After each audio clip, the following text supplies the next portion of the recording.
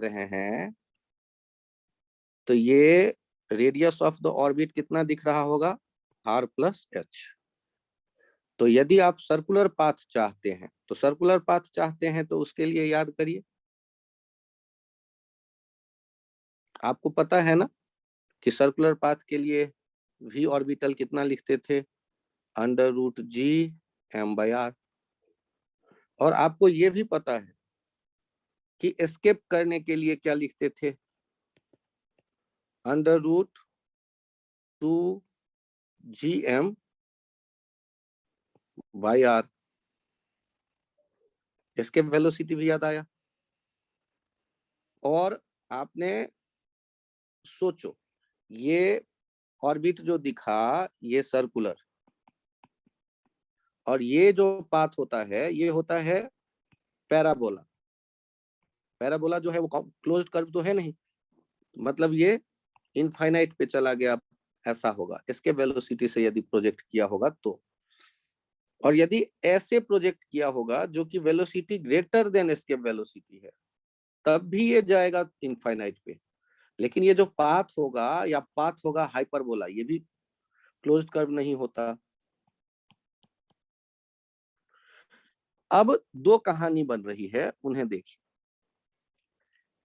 कि यदि speed escape से कम हो और ऑर्बिटल वेलोसिटी से ज्यादा हो तो क्या होगा। यदि एस्केप से कम हो और ऑर्बिटल से ज्यादा हो, इस बहुत दूर से घूम के लेकिन ये वापस अपने पुराने पोजीशन पर चला आएगा। इसके लिए जो प्रोजेक्शन का वेलोसिटी था ऑर्बिटल वेलोसिटी से, सर्कुलर ऑर्बिटल वेलोसिटी से ज्यादा था लेकिन एस्केप से कम था। तो ये जो पाथ बन रहा है वो एलिप्स होगा, elliptical path having earth's center at its near focus। मतलब एलिप्स होगा तो उसके दो फोकस होंगे, तो पार्टिकल को जहां से प्रोजेक्ट किया है उसके नजदीक वाले फोकस पे अर्थ का सेंटर होगा, क्योंकि बहुत दूर से घूम के ये पार्टिकल आया है। अब एक और कंडीशन हो जाता है एलिप्स कि यदि वो इस तरह का एलिप्स बने जिससे एलिप्टिकल पाथ के फार फोकस, दूर वाले फोकस पे अर्थ का सेंटर, और इसके लिए जो मिनिमम वेलोसिटी होगा उसे हमें ढूंढना है एक बार। तब इस कहानी पे फिर एक बार वापस आके देखेंगे। तो एलिप्स के दो संभावनाएं बनती दिख रही है, मतलब दो इस तरह के संभावनाएं। एक में फार फोकस पे अर्थ होगा और एक में प्रोजेक्टाइल के नियर, एलिप्टिकल पाथ के नियर फोकस पे अर्थ का सेंटर होगा।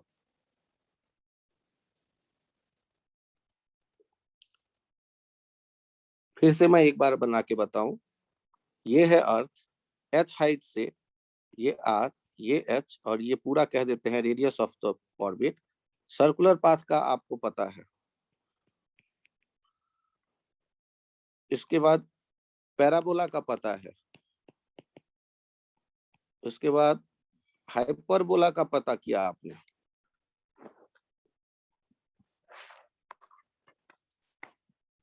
पिछले पेज पे मैं वापस आ रहा हूं।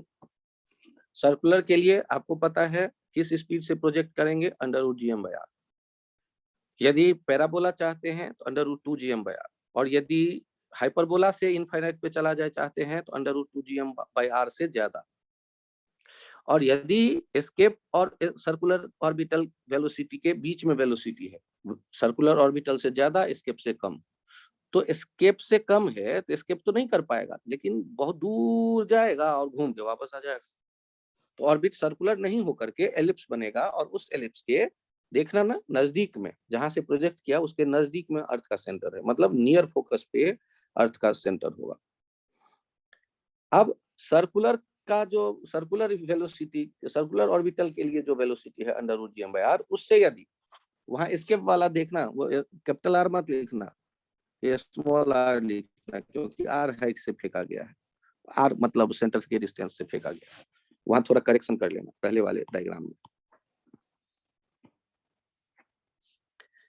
और ये जो एलिप्स होगा, एक जो ऑर्बिटल सर्कुलर ऑर्बिटल से कम है स्पीड, तो एक तब भी एलिप्स बन सकता है, लेकिन उस एलिप्स के केस में क्या होगा, दूर वाले फोकस पे अर्थ का सेंटर होगा। जिन लोगों को ये थोड़ा थोड़ा लग रहा हो कि हाँ समझ में आ जाएगा, वो हैंड राइज करें प्लीज। मैसा वेदांत आदित्य सौमिल के तब प्राप्ति, कीर्ति सुशांत रिधिमा आर्यन सोमपला कार्तिक अबरार। ठीक, अब ये एक बार मैं फिर से जब बना रहा था तो चेक करिए ना, पैराबोला था, याद, नाम भी याद रखिएगा, हाइपरबोला, ये सर्किल, और इसके बाद एक यहां देखिए एलिप्स, और एक यहां देखिए एलिप्स। इन दोनों एलिप्स में क्या अंतर है 1 और 2 में? 1 वाले में हम क्या कहेंगे कि वो अर्थ का जो सेंटर है उस एलिप्टिकल पाथ के प्रोजेक्टाइल जहां पर प्रोजेक्ट किया गया है उससे दूर वाले फोकस पे होगा। और एलिप्स जो दूसरा आप देख रहे हैं, यहां भी एलिप्स और यहां भी एलिप्स, ये जो 2 वाला एलिप्स होगा उसके प्रोजेक्टाइल का स्पीड ग्रेटर देन ऑर्बिटल होगा सर्किल से, और ये जो 1 वाला एलिप्स होगा उसमें प्रोजेक्टाइल का speed less than orbital, circular orbital से होगा।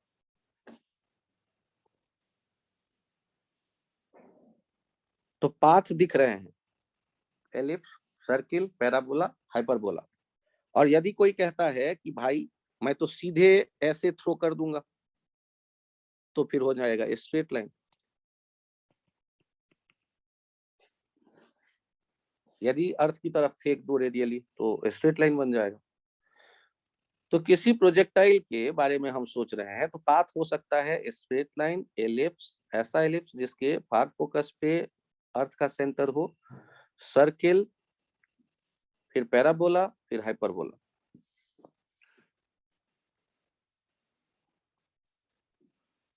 अब एक डेरिवेशन है जो काफी इंपॉर्टेंट रहता है, यहां देखिएगा, ये जो था ना अर्थ, इसके ये रेडियस और ये हाइट h, यहां से एक पार्टिकल को प्रोजेक्ट कर रहे हैं, और इसका स्पीड क्या हो, ये जस्ट ऐसे एलिप्स बना ले।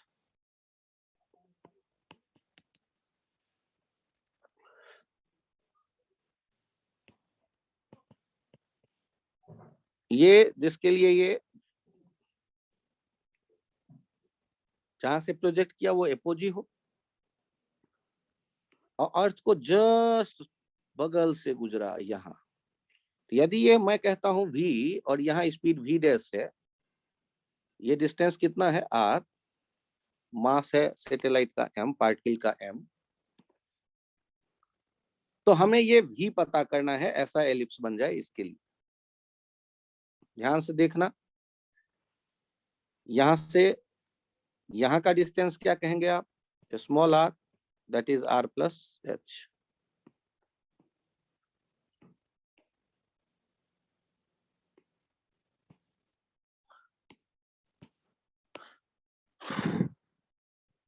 दो रूल देखिए, by conservation of angular momentum, mv into small r equals to mv dash into capital R, linear momentum into shortest distance. ये किसके अबाउट अप्लाई कर रहे हैं, about centre of Earth, centre of Earth. एक equation ये बन गया आपके पास, और दूसरा इक्वेशन देखिए, by conservation of energy, K initial plus U initial equals to K final plus U final. Half M V square minus G M by R, half M V dash square minus G M by capital R, क्योंकि वो radius are, वो अर्थ का radius वाला are. अब ये हो गया equation 2। हमें तो v चाहिए, इक्वेशन 1 से v डैश ला करके इक्वेशन 2 में रख दो, from 1 and 2। Half M V square और दूसरी तरफ वाला इधर लाते हैं, minus half M V dash, और v डैश के बदले में क्या हो जाएगा, v into R by capital R square equals to G M by small R minus G M by capital R. ये half M V square common आ गया, half M V square bracket में बचा 1 minus small R square by capital R square, और इधर G capital M small M और bracket में R minus R by R R.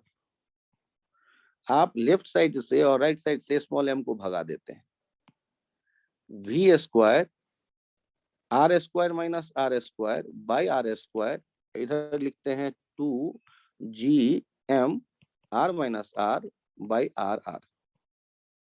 एक आर भी कैंसिल आउट हो गया। ऊपर देखिएगा, हम इसे लिख सकते हैं V square R minus R, R plus R, एक स्क्वायर माइनस बी स्क्वायर वाला फॉर्मूला से A plus B A minus B, twice R G M R minus R by small R. अब यहां देखिए, आर माइनस आर दोनों तरफ से cancel out हो गया, तो v का वैल्यू कितना आ गया, under root 2 G M R by small R into capital R plus small R, 2 G M are.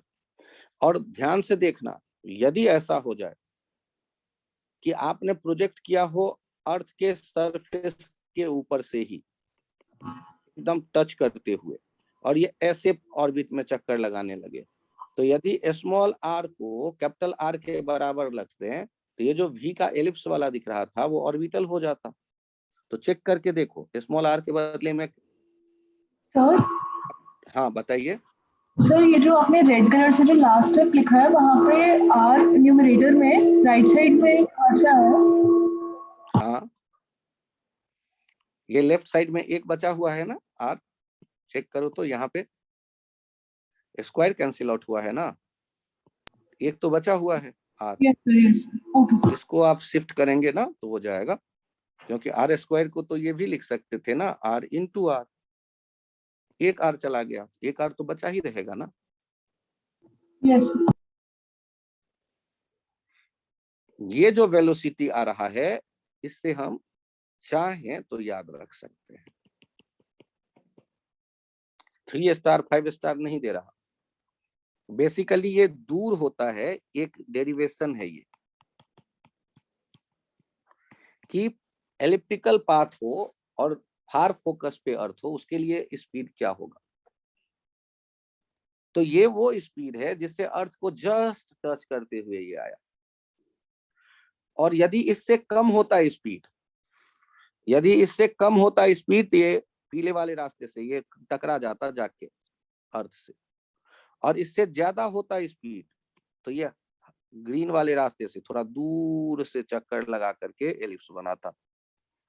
ये इससे और थोड़ा होता तो ये और थोड़ा दूर से चक्कर लगा लेता, और थोड़ा हम यदि ये कर देते, होते होते जब ये सर्कुलर ऑर्बिटल के बराबर हो जाता, ऑर्बिटल के बराबर हो जाता तो ये सर्कुलर पाथ पे घूमने लगता।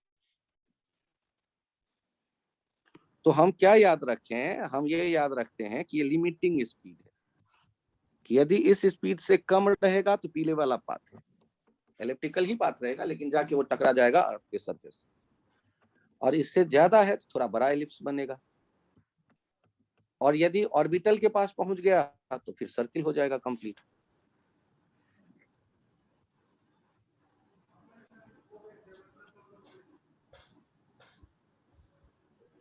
आप इसको ऐसे याद रख लो, ऐसे लिख दो, यहाँ जो वेलोसिटी होना चाहिए वो क्या होना चाहिए, v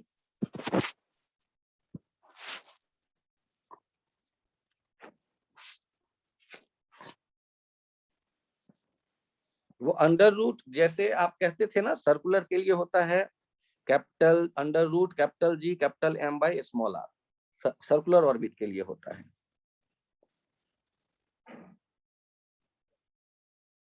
और एलिप्टिकल ऑर्बिट जिसका कि छोटा एलिप्स बने जो कि सर्किल के भीतर में आए सर्कुलर ऑर्बिट के, उसके लिए G M by small R के साथ 2 capital R upon capital R plus small R वाला डाटा फ्रैक्शन बगल में रख दीजिए।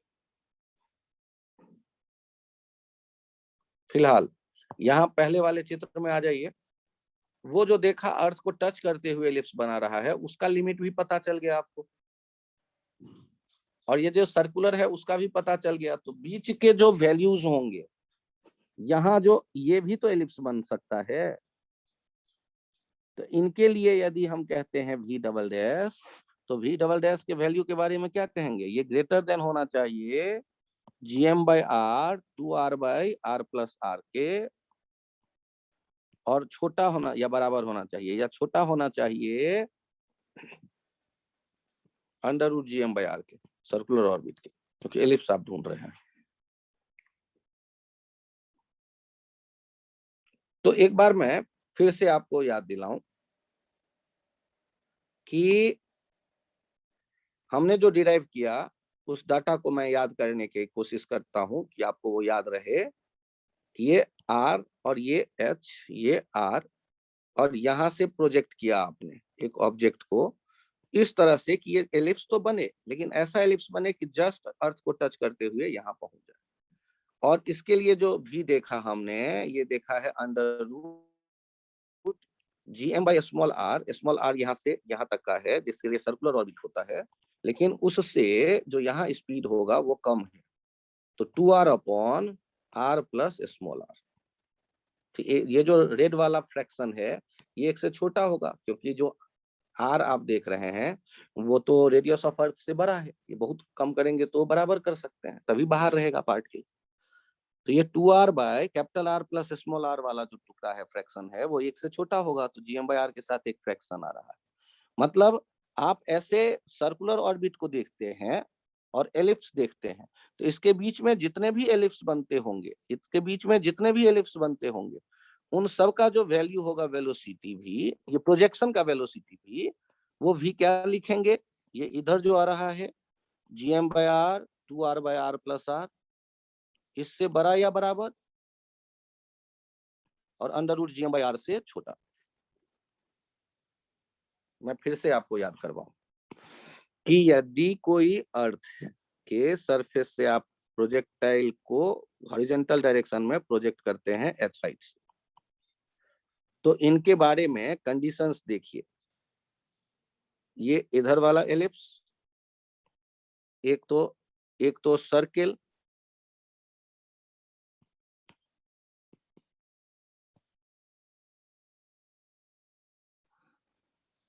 एक उसके बाद वाला एलिप्स,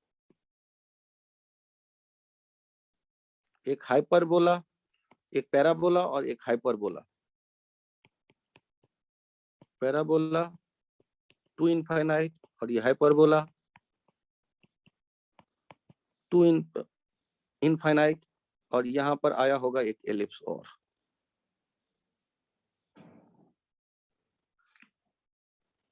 ये जो आप एलिप्स देख रहे थे बहुत दूर से घूम घाम के वापस आया, तो ये इसे कह देता हूं 1, ये कह देता हूं 2, ये 3, ये 4 और ये 5। और इनके कंडीशंस क्या क्या है, भीतर वाला जो एलिप्स बनता है ये सर्किल और ये फिर से एलिप्स, तो 1 वाला पाथ जो एलिप्स बन रहा है V इज 1 वाले के लिए V is greater than under root GM by small R यहाँ से यहाँ तक है into 2r by R plus R, ये इक्वल्स टू भी चलेगा, less than under root GM by R. Circular के लिए तो ऑर्बिटल लिख देते हैं। तीसरे नंबर के लिए V equals to V escape लिख देते हैं √2gm/r। और हाइपरबोला के लिए 4 नंबर, ओहो, इसके लिए ध्यान देना, v जो होगा ये नहीं, 3 नंबर जो बन रहा है एलिप्स, ऑर्बिटल से ज्यादा होगा v और एस्केप से कम होगा v। एस्केप से कम, एस्केप से कम क्यों, तभी तो। और चौथे नंबर का v जो होगा वो एस्केप के बराबर, और 5वें नंबर वाले का v जो होगा वो ग्रेटर देन एस्केप के बराबर। तो आपको ये ध्यान रखना है कि किस स्पीड पे क्या होगा। एक डेरिवेशन ये बताना था। और एक छोटा सा आइडिया ये है कि यदि अर्थ के सरफेस से हमने ऐसे फेंका एस्केप वेलोसिटी के आधे वेलोसिटी से, तो ये जाकर वापस आता है। ये तो आपने एच मैक्स निकालना सीख लिया, conservation of energy, K initial plus U initial, और यहाँ रेस्ट होता के फाइनल प्लस यू फाइनल। हम क्या कहेंगे, वर्टिकली थ्रो किया गया या अर्थ के सरफेस से रेडियली आउटवर्ड थ्रो किया गया। लेकिन ऐसा भी तो हो सकता है, ये एक एग्जांपल की तरह देखिए कि अर्थ के सरफेस से हमने जो थ्रो किया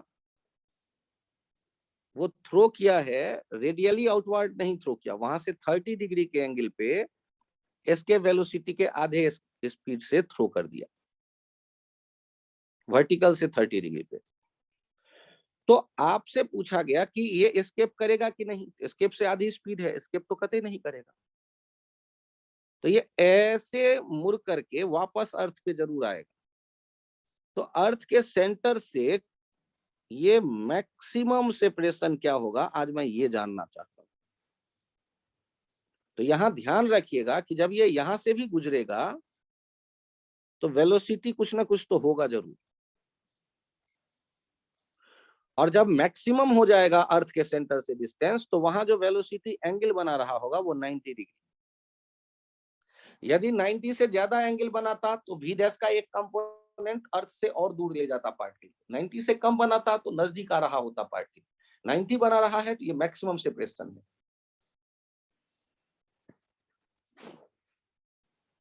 तो यहाँ जो स्पीड होगा ये मिनिमम स्पीड होगा प्रोजेक्ट किए गए पार्टिकल का। तो ये बताना है आपको आर मैक्स और v डैश। तो रूल तो दो ही है, by conservation of angular momentum about centre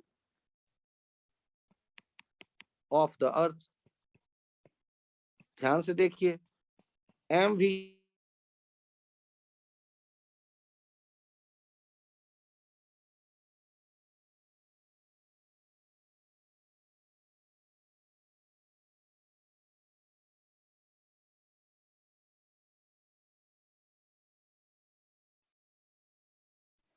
शुरू वाले एंगुलर मोमेंटम के दो कंपोनेंट थे, mva/2 cos 30 और mve/2 sin 30। लीनियर मोमेंटम के दो कंपोनेंट थे। और बताओ एंगुलर मोमेंटम किसके कारण दिखेगा, तो एंगुलर मोमेंट लीनियर मोमेंटम का जो लाइन सेंटर से गुजर रहा है अर्थ के, उसका तो बनेगा नहीं एंगुलर मोमेंटम, इस वाले का तो नहीं बनेगा। किसका बनेगा, mva/2 sin 30 का। शॉर्टेज डिस्टेंस कितना है r, mva/2 sin 30 into r।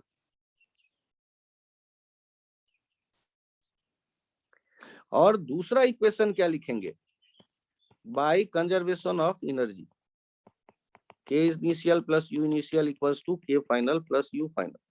k initial half m v/2 का square minus g mm by r, k final half m v dash square minus g mm by r max। r max और v dash में दो equation आ गए, यदि solve करेंगे तो निकल कर चला आएगा। r max यदि सॉल्व करेंगे तो r max और v dash दोनों निकल कर चला आएगा। जिन लोगों को ये समझ में आया हो कि ये कंजर्वेशन ऑफ एंगुलर मोमेंटम और कंजर्वेशन ऑफ एनर्जी, दो रिलेशन अप्लाई करना पड़ेगा, वो हैंड राइज करें। सौमिल, मैसा, पलक, आदित्य, केतव, कार्तिक, रिद्धिमा, वेदांत, कीर्ति, प्राप्ति, सुशांत, अबरार, सोम, केतव। बहुत बढ़िया, बहुत बढ़िया दिव्यांश। तो conservation of angular momentum and conservation of energy, ये दो हैं जो बार बार, कंजर्वेशन ऑफ लीनियर नहीं चलेगा मोमेंटम।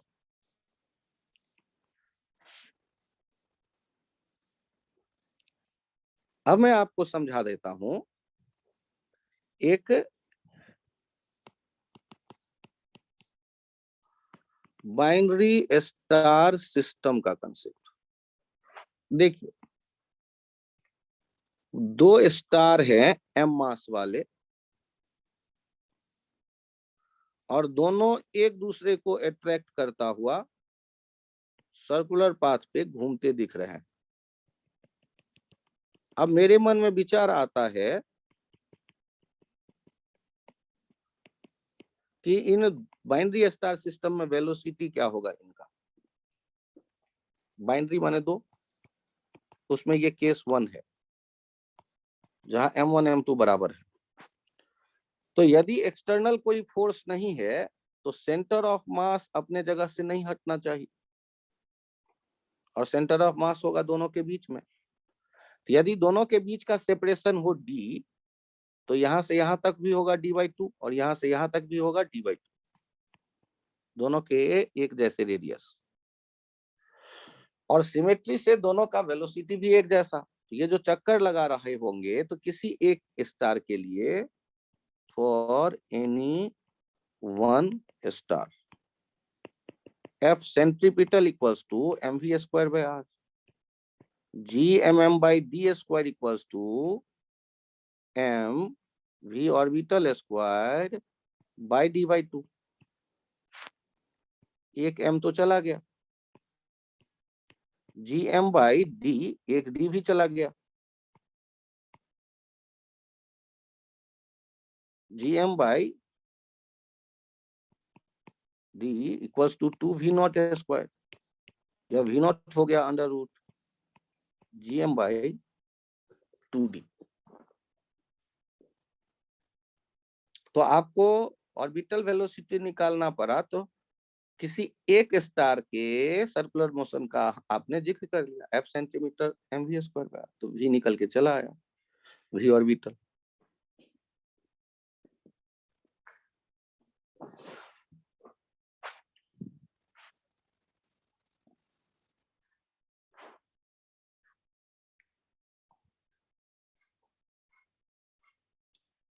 यहां देखिए, यदि केस 2 सर एक बार लास्ट वाला पेज दिखा दो। m1 not equals to m2 वाला फिर बात करते हैं हम।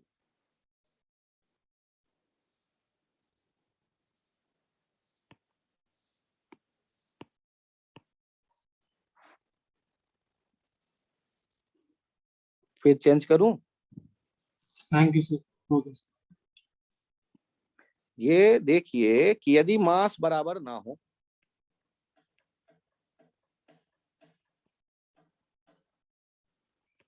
मास बराबर यदि ना हो,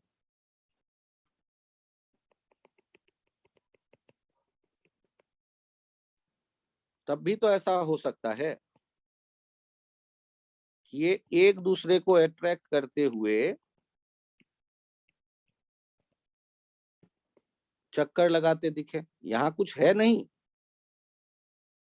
एक दूसरे को अट्रैक्ट करते हुए चक्कर लगाते दिखे, तो हम ये कह सकते हैं ना कि आर सर्कुलर पाथ पे, आर रेडियस के सर्कुलर पाथ पे ये चक्कर लगाते दिख रहे हैं। ऑर्बिटल वेलोसिटी क्या होगा बताइए?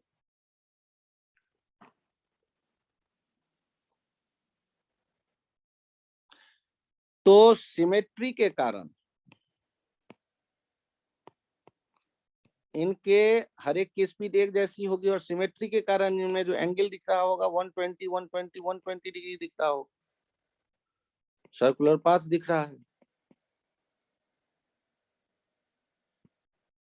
यहाँ केस 2 में इसे मत रखो, केस 2 में फिर से बता दूंगा।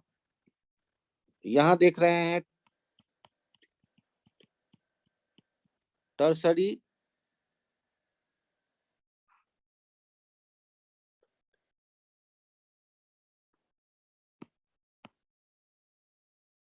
या 3 स्टार सिस्टम।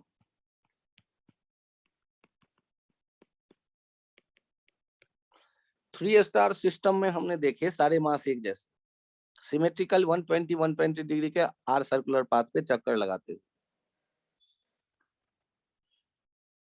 तो किसी एक के बारे में बात करना चाहते हैं, for any 1 star F centripetal equals to हो जाएगा v orbital square by R. और एफ सेंट्रीपिटल कैसे निकालोगे, तो ध्यान से देखो,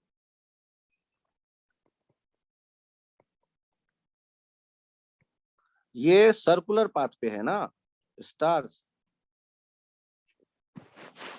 और उनको मिलाते हैं तो सिमेट्री होने के कारण वो इक्विलेटरल ट्रायंगल के वर्टिसेस पे भी मौजूद दिखेंगे।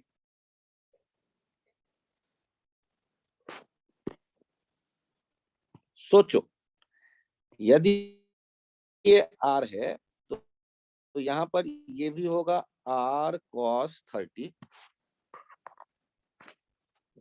और दूसरी तरफ से भी देख सकते हैं आर कॉस 30, तो 2r cos 30 कितना हो गया r√3। तो जो इक्विलेटरल ट्रायंगल बनाएंगे या जो दोनों किसी भी दो स्टार के बीच का डिस्टेंस दिखेंगे आप, तो वो r cos 30 plus r cos 30 करने पर 2r√3/2 r√3 हो जाएगा। यहां से यहां का लेंथ हो गया r√3।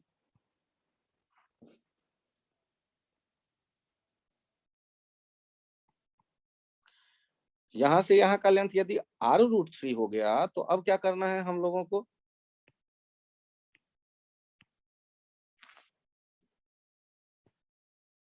ग्रेविटेशनल फोर्स के बारे में सोचना है। इधर भी होगा फोर्स, इधर भी होगा फोर्स, और ये 60 डिग्री है, तो यहाँ जो रिजल्टेंट आ जाएगा एफ नेट,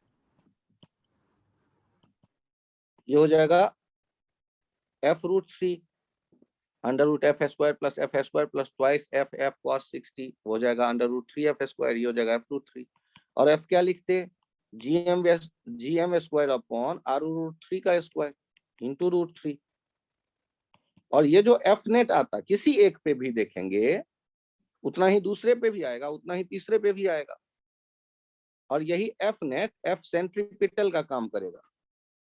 तो आप जो यहाँ देखेंगे एफ नेट, यही लिख दीजिए mv0² के बराबर। एफ नेट लिखना आप सीख चुके हैं, gm² 3r² √3, इसको किसके बराबर लिख दें, mv0² के बराबर। एक m चला गया, एक r चला गया, तो v0 का वैल्यू आ गया √g(m) by 3√3r। एक बार और बता देता हूँ। पहले आप ये देखिए कि ये वर्टिसेस पे हैं, इक्विलेटरल ट्रायंगल की तरह आप इन्हें देखो, और ये घूम रहे हैं। तो यदि इनके सर्किल का रेडियस, इनर आउटर सर्किल बनाया, ये सर्किल का रेडियस, तो ये आर से क्या रिलेशन आएगा, ये 30, यहाँ परपेंडिकुलर ड्रॉ कर दो, ये r cos 30, ये r cos 30 दूसरे ट्रायंगल में, तो ये जो साइड लेंथ होगा ये हो गया 2r cos 30, ये हो गया r√3। और यहाँ जो फोर्स आप देखेंगे किसी एक के बारे में, यहाँ जो फोर्स देखेंगे, यहाँ जो फोर्स देखेंगे, वो F क्या हो जाएगा, gm²/L², gm²/3r²। और अब आप ये F नेट की यदि बात करते हैं, तो F नेट यहाँ कितना आ जाएगा, f√3, ये हो गया F सेंट्रीपिटल। और ये ऑर्बिटल वेलोसिटी यदि VO है, तो F सेंट्रीपिटल जो आ रहा है F नेट ग्रेविटेशनल, ये किसके बराबर कह देंगे आप, mv²/r के बराबर। v कौन सा, ऑर्बिटल वाला। और f नेट कितना हो गया है, gm²/3r² इंटू √3, और ये किसके बराबर कह देंगे, mv0²/r। तो v0 यहाँ से निकल के चला है gm/√3r, ये हो जाएगा ऑर्बिटल वेलोसिटी 3 स्टार सिस्टम में।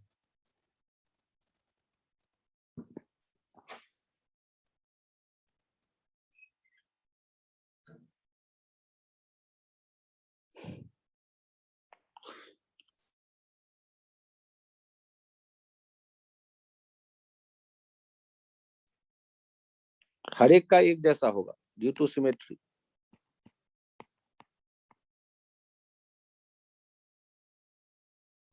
तो सर क्या 4 स्टार सिस्टम भी होगा?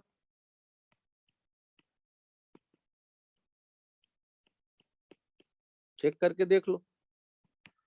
तो यदि आप 4 स्टार सिस्टम की बात करने की सोच रहे हैं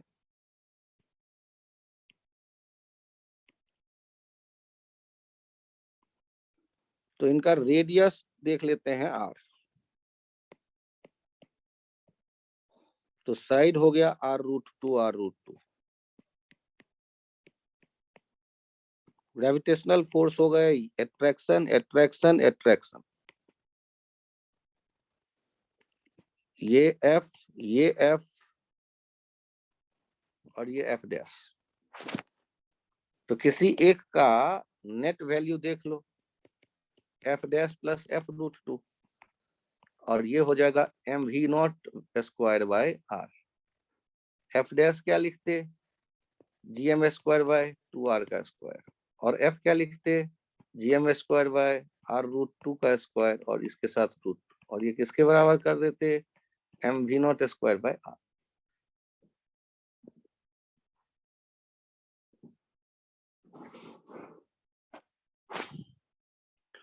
तो कितना भी बड़ा स्टार सिस्टम ऐसे एक दूसरे को अट्रैक्ट करता हुआ सर्कुलर पाथ पे रह सकता है।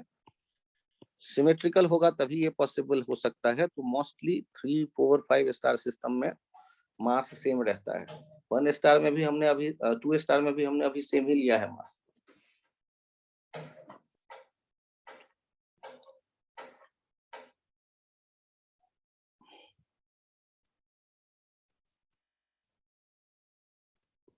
जिन लोगों के समझ में आ गया हो ये 2, 3, 4 स्टार उन्हें चेक कर लो। हैंड राइज कर दो। एक बार मैं हैंड हटा रहा हूँ लोअर कर देता हूँ। अब फिर से बहुत बढ़िया। आदित्य रिधमा सौमिल केतव वेदांत माई साप पलक दिव्यांशु प्राप्ति कार्तिक अबरार सोमव्रत कीर्ति। यहाँ पर बारी आता है ऐसे एक सिस्टम के सोचने की जिसमें मास अलग अलग हो, m1 हो और m2 हो। तो इनका कॉमन सेंटर ऑफ मास देखो।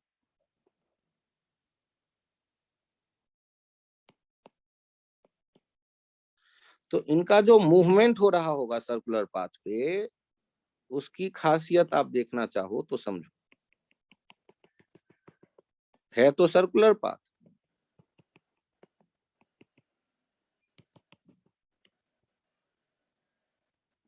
लेकिन वो सर्कुलर पाथ किसके अबाउट होगा? सेंटर ऑफ मास के।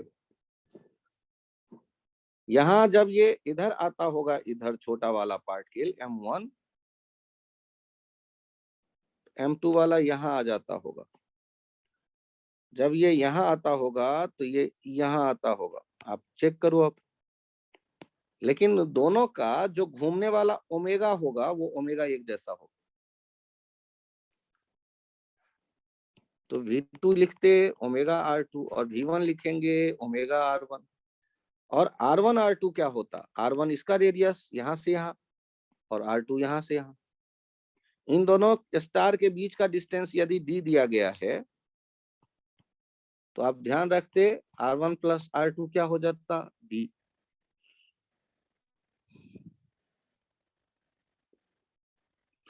सेंटर ऑफ मास है तो सेंटर ऑफ मास किस रेशियो में बांटता है? r1 बाय r2 हो जाता है m2 बाय m1। r1 हो जाएगा d m2 bye m1 plus m2 और r2 हो जाएगा d m1 bye m1 plus m2। तो आपको रेडियस चाहिए तो वो पता चल जाएगा और किसी एक का वेलोसिटी चाहिए तो जैसे m1 v1² बाय r1 ये किसके बराबर लिख दोगे? g m1 m2 by d² के बराबर। m1 यदि कैंसिल आउट हो गया तो v1 किसके बराबर हो जाएगा? Under root g m2 by d² into r2। r2 के बदले हो जाता d m1 upon m1 plus m2। तो बाइनरी स्टार सिस्टम में जब मास अलग अलग हो तो कॉमन सेंटर ऑफ मास के अबाउट ये घूमता दिखता है। तो उम्मीद करता हूं बाइनरी स्टार सिस्टम भी आपके समझ में आ गया, जिनमें मास अलग अलग होंगे। सेंटर ऑफ मास, दो पार्टिकल को ज्वाइन करने वाला सेंटर ऑफ मास उनको उनके मास के इनवर्स रेशियो में बांटता है। जिनका मास हल्का, उनका जो डिस्टेंस अर्थ के सेंटर से, या जिनका मास कम, उनका जो है रेडियस होगा बड़ा, और जिनका मास ज्यादा, उनका जो रेडियस होगा सर्कुलर पाथ का कम। तो मास के इनवर्स रेशियो वाला रेडियस का रिलेशन ध्यान रखिए। दो पार्टिकल को ज्वाइन करने वाले लाइन पर ही सेंटर ऑफ मास होगा। जिनका मास ज्यादा है उनके बगल में होगा, उनका रेडियस छोटा है। m2 ज्यादा है तो r2 छोटा है। नेक्स्ट पॉइंट देखिए, एक आता है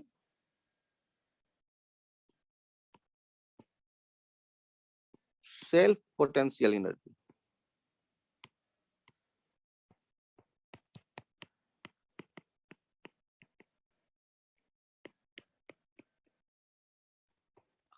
यदि किसी सिस्टम को बनाएंगे तो उसमें जो वर्क करना पड़ा उसे सेल्फ पोटेंशियल एनर्जी कहते हैं। तो ध्यान से देखिए, दो इसमें फॉर्मूला ध्यान रखना है। फॉर सेल बनाएंगे तो मान लीजिए एक डीएम एलिमेंट इनफाइनाइट से उठा करके लाए और एक आर रेडियस का सेल बनाया जिसका मास डीएम है, और फिर उस आर वाले का मास बढ़ते बढ़ते एम हो गया, और अगला डीएम और आप ला रहे हैं।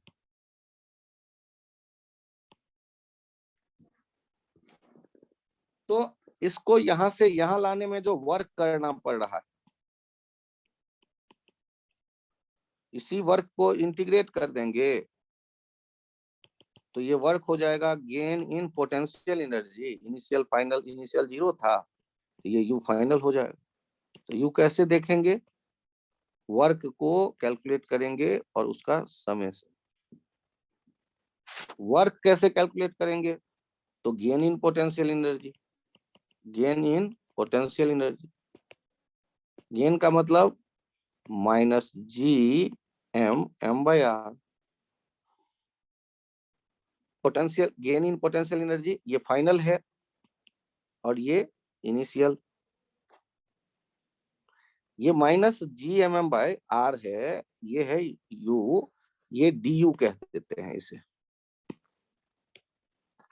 ये जो डी वर्क है, छोटा सा वर्क है, तो डीएम को ला रहे हैं ना इनफाइनाइट से। तो डीएम को लाने में जो पोटेंशियल एनर्जी में चेंज होते दिखा है, तो यहाँ यहाँ ध्यान दीजिएगा, ये मैं हटा करके पोटेंशियल एनर्जी फाइनल लिख दे रहा हूँ। स्मॉल एम का ये बन चुका है और डीएम आप ला रहे हैं, तो small M into DM/R final potential energy हो गई। और इनिशियल पोटेंशियल एनर्जी 0 है इनफाइनाइट सेपरेशन के कारण, तो ये गेन इन पोटेंशियल एनर्जी हो गया वर्क। आपने जो एक्सटर्नल एजेंट ने जो वर्क किया, और वही सिस्टम का सेल्फ पोटेंशियल एनर्जी बनने वाला है। अब यदि मैं इंटीग्रेट कर दूं तो यू सेल्फ मुझे मिल गया, और ये कितना हो गया, माइनस GM²/2R। एम डीएम हो गया m²/2, GM²/2R। यदि m मास का कोई बॉल है, सेल है, थिन सेल, वो रेडियस R, कैपिटल यदि R है तो कैपिटल R ही लिखिएगा।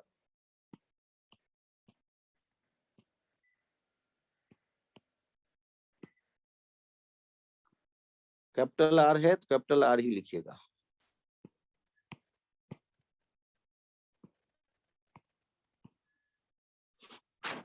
और इसी तरह यदि आप कहते हैं सॉलिड स्फीयर, तो डीएम इनफाइनाइट से लाके पहले बूंद बनाया, अगला डीएम इनफाइनाइट से लाके उसको थोड़ा और बड़ा किया, अगला डीएम लाके उसको थोड़ा और बड़ा किया, और बढ़ते बढ़ते ये स्मॉल m मास का सॉलिड स्फीयर बन चुका है, रेडियस है इसका r, और अगला dm और लाने वाले हैं, तो लाने वाले में है तो वहां वर्क डन फिर से कहेंगे, गेन इन पोटेंशियल एनर्जी। और r के लाने से, ये dm के लाने से, dm के ला के रखने से इसका थिकनेस dr बढ़ गया, तो du हो जाएगा, ये सेल्फ पोटेंशियल एनर्जी की जो बात कर रहे होंगे, तो gain in potential minus G small m dm by r। अब ये g m कैसे लिखेंगे, 4 pi r square into rho, dm कैसे लिखेंगे, 4 pi r square dr into rho by r, और इसको इंटीग्रेट कर देंगे तो u सेल्फ निकल के चला आएगा। u सेल्फ कितना आ जाता है, तो यहाँ इंटीग्रेट कर देंगे r0 से कैपिटल R, और रो का वैल्यू बाद में लिखना होगा m के फॉर्म में, तो m/4/3 पाई r क्यूब। तो ये रास्ता है दो, एक था सेल्फ पोटेंशियल एनर्जी के देखने का कि छोटे छोटे टुकड़ों को इकट्ठा करने में जो वर्क करना पड़ता है वो बन जाता है उस सिस्टम का, उस बॉल का सेल्फ पोटेंशियल एनर्जी।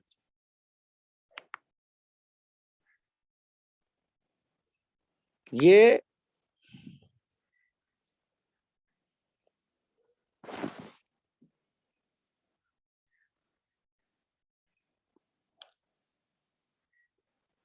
आगे जो पॉइंट देख रहे हैं, जिन्हें मैं कहता हूं potential, gravitational potential,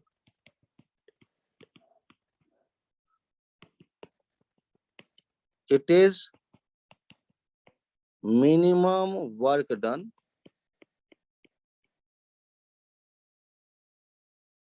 required to bring a unit mass from infinity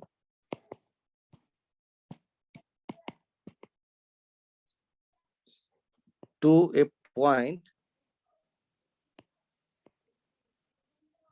in a gravitational field.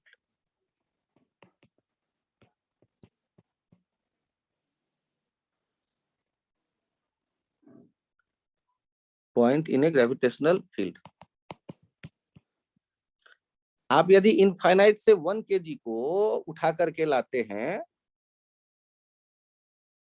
किसी ग्रेविटेशनल फील्ड में, तो मास के आसपास जो होता है स्पेस में एक मैजिक क्रिएट होता है कि दूसरा मास वहां आएगा तो उस पर अट्रैक्टिव फोर्स लगेगा, वो मैजिक ग्रेविटेशनल फील्ड कहलाता है।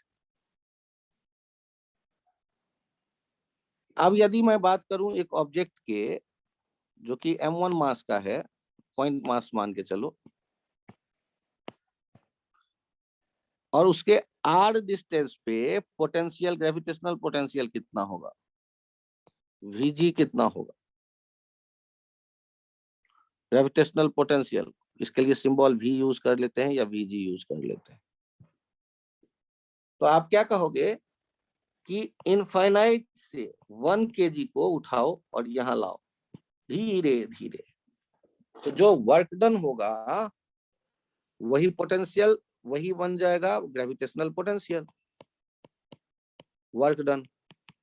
और वर्क हो गया यहाँ gain in potential energy of 1 kg block, gain का मतलब final minus initial, minus G M into 1 by R, और इनिशियल 0,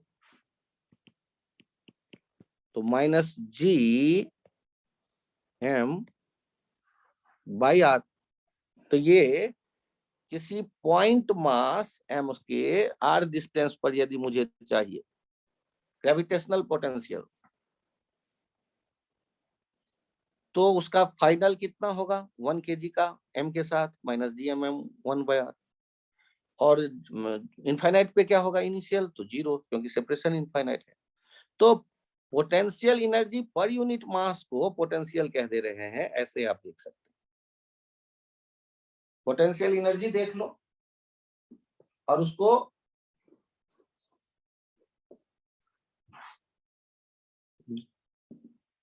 यूनिट मास मान लेना, जो जिसको इनफाइनाइट से लाया हो ग्रेविटेशनल फील्ड में।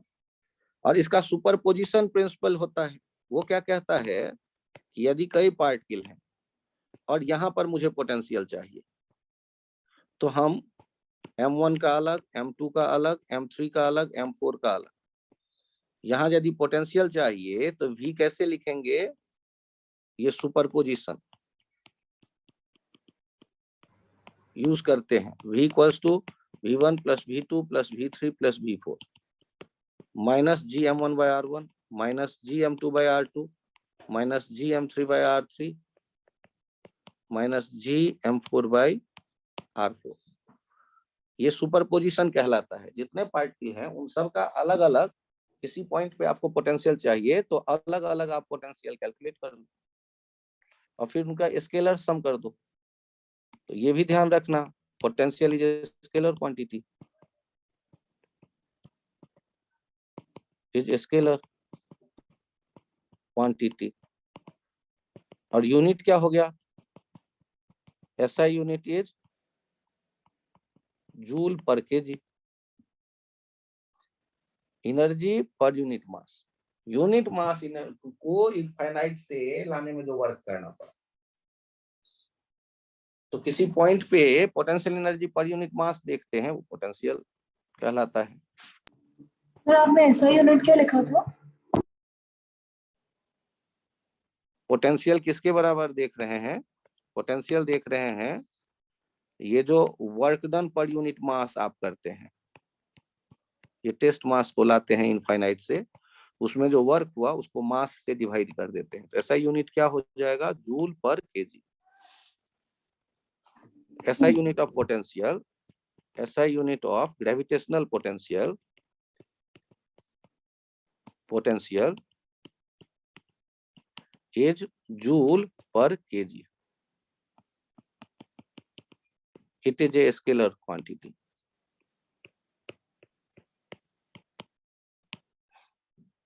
जूल पर केजी को हम लोग कह देते हैं ये पोटेंशियल। ऐसे सोचो, एक आइडिया था ना आपके पास सेल थ्योरम का, तो सेल थ्योरम क्या कहता था, तो सेल के बाहर में यदि पार्टिकल हो m और यहाँ 1 kg, तो इस 1 kg मन ही मन मान लिया, तो सेल के बाहर ये r डिस्टेंस पे, ये a रेडियस है, तो r डिस्टेंस पे यदि मुझे पोटेंशियल लिखना है तो पोटेंशियल क्या लिखेंगे, ये लेंगे और वहां आउटसाइड वाले किसी पॉइंट पर पोटेंशियल है माइनस जी m जो सेल का मास है इंटू 1 बाई r। और यदि इनसाइड में रहता तो भी इनसाइड ध्यान रखिएगा वो constant minus G m by A. जितना सरफेस पे होगा उतना ही भीतर हर एक पॉइंट पे होगा। सर मैं आपकी बात क्यों मान लूं, तो यदि ये m मास का सेल हो और यहाँ 1 kg रख दो, तो ये dm के साथ इंटरेक्ट करेगा, इस dm के साथ इंटरेक्ट करेगा, इस dm के साथ इंटरेक्ट करेगा, इसके साथ इंटरेक्ट करेगा। तो जो टोटल इंटरेक्शन है वो क्या लिखोगे, 1 dm बाई r। और इंटीग्रेट कर दो, यदि ये रेडियस a है तो a, और इंटीग्रेट कर दोगे तो जी m बाई ए। तो जितना सरफेस पे होगा उतना ही भीतर हर एक पॉइंट पे पोटेंशियल होगा, minus G m by A.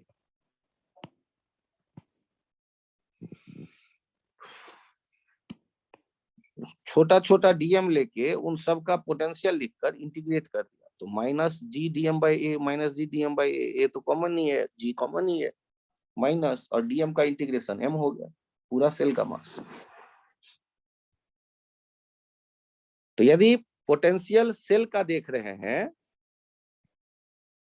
तो सेल के लिए पोटेंशियल बनाना चाहते हैं, तो पोटेंशियल का डिस्टेंस के साथ जो रिलेशन होगा, ए डिस्टेंस तक ये कांस्टेंट रहेगा और उसके बाद कम होता जाएगा।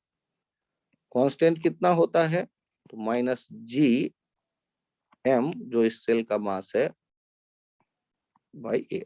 और आगे बढ़ने पर ये क्या लिखते हैं, minus G m by R outside के लिए। सर माइनस में होता है तो आप ऊपर क्यों बना रहे हो? हाँ, आप यदि ऐसे कहते हैं कि ऊपर प्लस भी है, इसका बेहतर आइडिया ये होगा कि आप नीचे ऐसे लो और फिर ये ऐसे बना लो।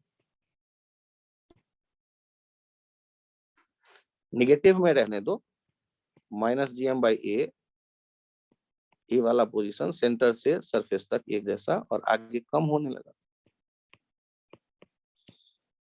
पोटेंशियल में नीचे केवल डिस्टेंस होता है, minus G M by R.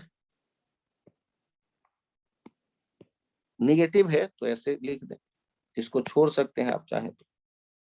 और यदि पॉजिटिव में ही दे देता, ऊपर ही बना देता, तो चित्र में ध्यान रखिएगा कि भीतर कांस्टेंट होगा सरफेस तक और आगे जैसे जैसे दूर जाएंगे तो 1 kg वहां रखेंगे तो उसका जो ब्लॉक के साथ इंटरेक्शन का पोटेंशियल एनर्जी होगा वो कम होता जाएगा। और 1 kg का जो पोटेंशियल एनर्जी होता है किसी पॉइंट पर, वही कहलाता है उस पॉइंट का पोटेंशियल। यदि सॉलिड स्फीयर हो, सॉलिड स्फीयर के बारे में सोचो, इसमें पोटेंशियल कैसे लिखा जाए?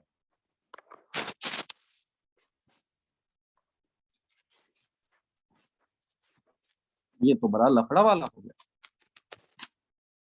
कोई लॉजिक सोचिए। तो सॉलिड स्फीयर के यदि आप बाहर है, तो सॉलिड स्फीयर के बाहर है तो वैसे ही हो जाएगा, minus G M by R, बाहर वाले पॉइंट का डिस्टेंस। भीतर है तो कुछ लफड़ा है। क्यों? यदि सॉलिड स्फीयर के आप बाहर है, आउटसाइड, 1 kg रख दो, ये मास m है, इसका पोटेंशियल एनर्जी लिख दो, वही कहलाएगा भी minus G M by R outside के लिए। लेकिन यदि इनसाइड की बात करेंगे तो वो थोड़ा लफड़ा है। यदि आप इसके इनसाइड हैं कहीं किसी पॉइंट, वहां 1 kg रखेंगे, तो इसके यहां जितने मास हैं इन सब का तो वो बाहर वाला पॉइंट है 1 kg। सेल थ्योरम से उसे देख सकते हैं कि पोटेंशियल जो भी हो, लेकिन बाहर जितने सर्किल हैं उनके तो वो भीतर है।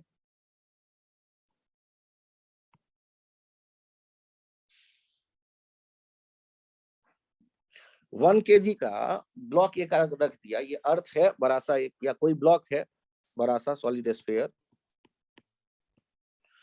और इसका रेडियस दिया गया है कैपिटल आर, और सेंटर से स्मॉल आर डिस्टेंस पे 1 kg रख दिया, और यहाँ आप पोटेंशियल ढूंढना चाहते हैं।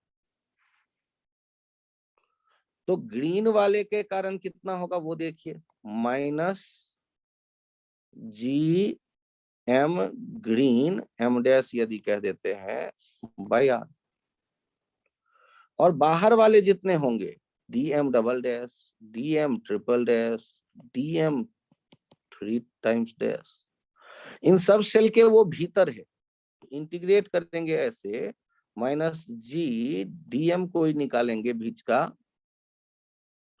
Minus G D M by R लिख के इंटीग्रेट करेंगे, आर से कैपिटल आर तक। तो ये थोड़ा सा लफड़े का काम है और ये निकल करके आता है इनसाइड, माइनस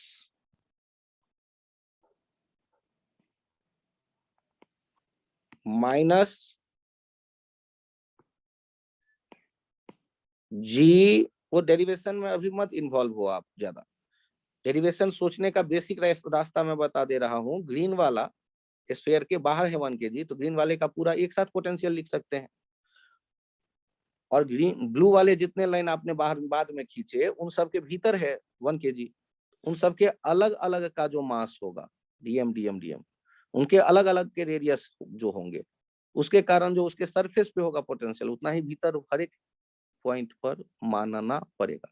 तो वहां इंटीग्रेशन यूज करके हम लोग देखते हैं, एक बार इसे लिख लें,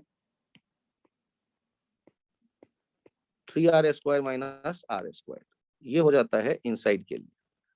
और v एट सेंटर कितना हो जाएगा सॉलिड स्फीयर के, -3/2 gm/r।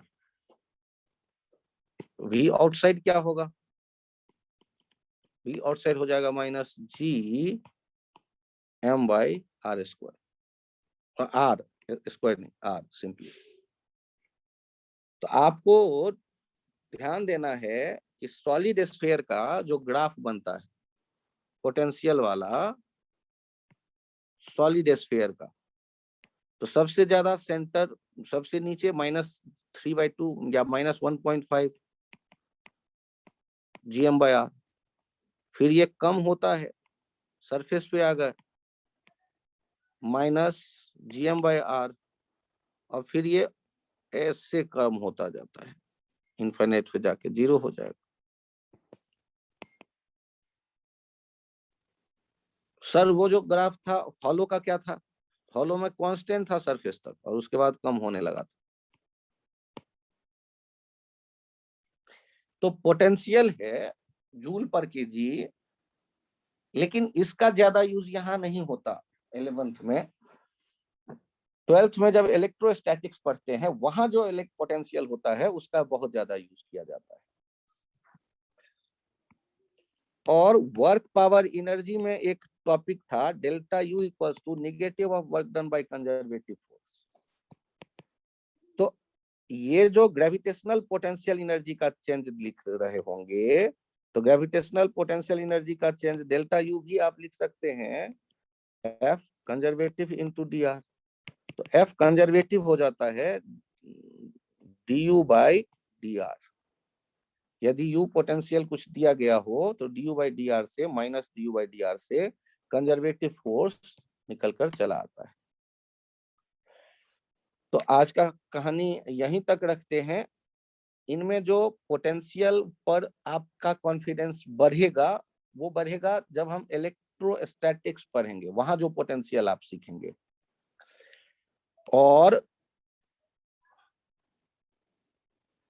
अगले टर्न पे आप एक्सरसाइज 1 आप बना लें अपने बुकलेट का, और कल 3:30 पे वो मुझसे पूछ सकते हैं आप। ये ग्रेविटेशन का एक्सरसाइज है, आप बना लें। जो बुकलेट आपको शेयर किया गया है या मैं कर देता हूं आपके ग्रुप में या आपके पास होगा, तो ग्रेविटेशन का बनाना है एक्सरसाइज 1 पूरा। और उनमें आप डाउट कल पूछेंगे 3:30 से। शुरू के 13 तो डिस्कस हो गया था, तो या 10 डिस्कस हो गया था, या 13 वाला एक सेट था उसमें से। तो आगे 20 क्वेश्चन होगा। आप एक वीक बाद क्या, वो तो बाद में आप पूछ ही सकते हैं, लेकिन जो लोग कल पूछना चाहें वो कल भी पूछ सकते हैं। 22 से जो है डाउट नहीं होगा, 22 से क्लास 12 का इलेक्ट्रोस्टैटिक्स शुरू हो जाएगा। डाउट तो आप पर्सनली फिर पूछते रहो, जो पूछोगे वो अवेलेबल रहूंगा मैं, लेकिन क्लास में इलेक्ट्रोस्टैटिक्स शुरू हो जाएगा। ठीक, कल आप लोग 3:30 से डाउट पूछ सकते हैं। ग्रेविटेशन कंप्लीट है चैप्टर, 3:30 से 4:30 के बीच में कल डाउट पूछ सकते हैं एक्सरसाइज 1 में। आप आराम से ट्राई कर लीजिएगा। सर ग्रेविटेशन इतना ही था? हाँ, ग्रेविटेशन में इतने ही पॉइंट्स हैं। ठीक है, अभी के लिए इतना ही। और इनमें जो ट्रिकी क्वेश्चन होंगे, टफ क्वेश्चन होंगे, तो जब आप कैलकुलस पढ़ लेंगे उसके बाद आपसे पूछा जा सकता है अर्थ के चारों तरफ ये रॉड रोटेट करेगा तो उसके लिए ऑर्बिटल वेलोसिटी क्या होगा। अर्थ के चारों तरफ एक यदि मैं कह दूं ये रिंग है एक, और रिंग के सेंटर के अक्रॉस एक पार्टिकल ऑसिलेट कर रहा है, उसका टाइम पीरियड क्या होगा। अर्थ यदि है, अर्थ में छेद कर दूं और उसमें एक पार्टिकल गिरा दूं तो उसका टाइम पीरियड क्या होगा। वो टाइम पीरियड एक कॉमन सा फॉर्मूला है 2π√r/g, उन्हें हम ध्यान रखते हैं। छेद यदि ये जो सुरंग है अर्थ में सेंटर के बगल में कहीं बना दूं तब भी वो SHM करता है, तब भी टाइम पीरियड यही होता है 2π√r/g। r है रेडियस का, रेडियस ऑफ द अर्थ। तो बहुत से क्वेश्चन, बहुत से चैप्टर से ये मिक्स होगा। ये धीरे धीरे जब 12th का आप टॉपिक पढ़ रहे होंगे तो आप इलेक्ट्रोस्टैटिक्स में बहुत से कंसेप्ट सीखेंगे और कैलकुलस मैथ्स में सीखेंगे। उन दोनों को यूज करके ग्रेविटेशन में फिर लाया जा सकता है। तो ग्रेविटेशन के बेसिक्स यही है, आईआईटी के सारे क्वेश्चंस आप इतने से ट्राई कर सकते हैं। इलेक्ट्रोस्टैटिक्स में पढ़ेंगे गॉस थ्योरम, वो भी ग्रेविटेशन में अप्लाई हो सकता है, लेकिन वो तो जब पढ़ेंगे तब अप्लाई करेंगे, उससे पहले कैसे करें। तो अभी के लिए इतना ही रखते हैं। आप लोग कल डिस्कशन कर लीजिए एक्सरसाइज 1 का, और उसके बाद फिर 22 के बाद इलेक्ट्रोस्टैटिक्स शुरू हो जाएगी, 11th का भी साथ में रिवीजन शुरू हो जाएगा। हाँ बोलिए। सर 11th का सिलेबस खत्म?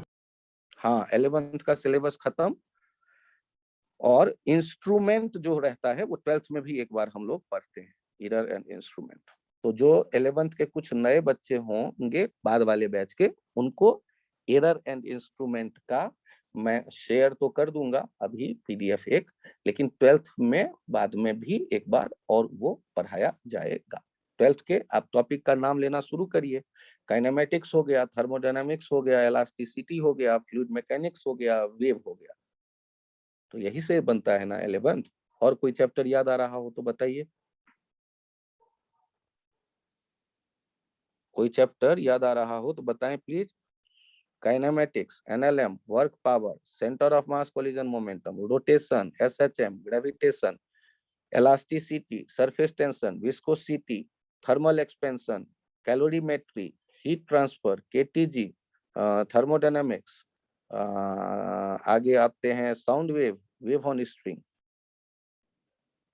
Hydrostatics, hydrodynamics complete. Fluid mechanics में हाइड्रोस्टैटिक्स, हाइड्रोडायनामिक्स हो गया, हाइड्रो हो गया ना फ्लूइड, हाइड्रोस्टैटिक्स, हाइड्रोडायनामिक्स।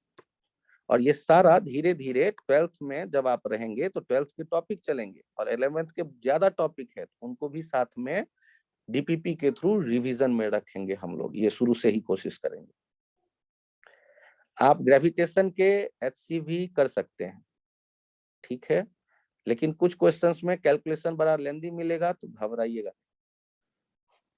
कैलकुलेशन आप कर सकते हैं, सारे किताब एचसी भी कर सकते हैं, अपना जो बुकलेट है उनके सारे एक्सरसाइज कर सकते हैं। और यदि आपके क्वेश्चंस में डाउट रहता है तो आप पर्सनली मुझे व्हाट्सअप कर सकते हैं, क्वेश्चन को फोटो खींच के आप व्हाट्सअप कर दीजिए, आपको एक्सप्लेन कर दूंगा। ठीक है, तो कल डिस्कशन कर लेंगे, फिर 22 से अपना शुरू होगा। कल जिनको भी पूछना हो एक्सरसाइज 1 में बनाकर अपना जो बुक का होगा एक्सरसाइज 1, उसमें डाउट पूछ लीजिएगा, और उसके बाद फिर आप लोग 22 से कंटिन्यू करिएगा। Excuse me sir. इतना ही। हाँ बताइए। सर कल फ्लोर मैकेनिक्स के एचसीवी की डाउट्स ले लोगे आप? पूछ ग्रेविटेशन। लेना, आप पूछ लेना, डाउट जो भी पूछना हो पूछ लेना। ठीक है, 1-2 पूछ लीजिएगा, उससे ज्यादा पूछना हो तो इंस्टीट्यूट आ जाइए फोन करके। Yes sir. Bye bye.